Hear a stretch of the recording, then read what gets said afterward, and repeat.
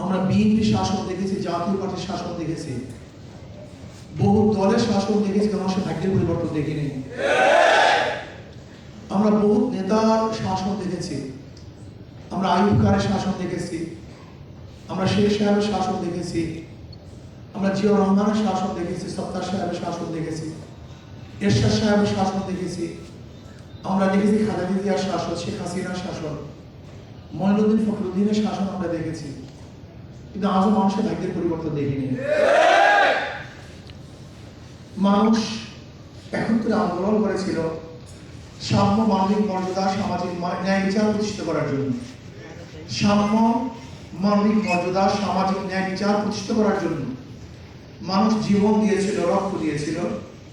কিন্তু 53 বছর যারা শাসক ছিল, যে দলগুলি শাসন করেছে, কেউ সাম্য, মানবিক মর্যাদা, সামাজিক ন্যায় বিচার প্রতিষ্ঠা করতে পারেনি।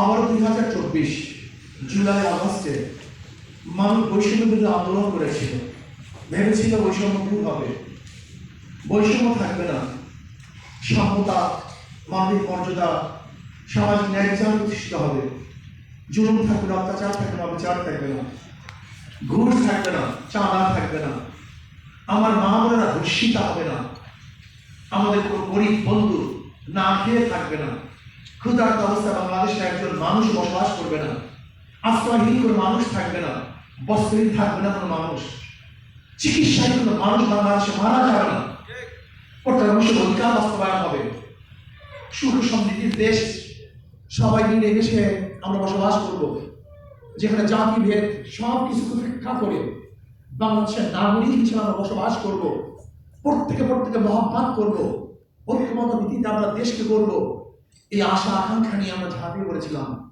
কিন্তু আমরা কি দেখতেছি 5ই আগস্টের পরে আমার বাংলাদেশের অবস্থাটা কি? আজকেও দেখছি তজিমুদ্দিনে স্বামীকে বেঁধে রেখে স্ত্রীকে ধর্ষণ করতেছে।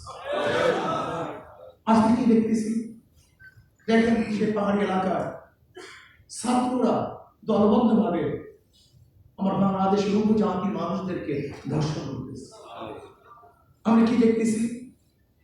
চাঁদা না দেওয়ার কারণে যুবককে মা সামনে থেকে তুলে এনে হত্যা করা হয়েছে। প্রতিদিনের ঘটনা, প্রতি মুহূর্তের ঘটনা। একদিকে বক্তব্য আসছে রেশন করবেন,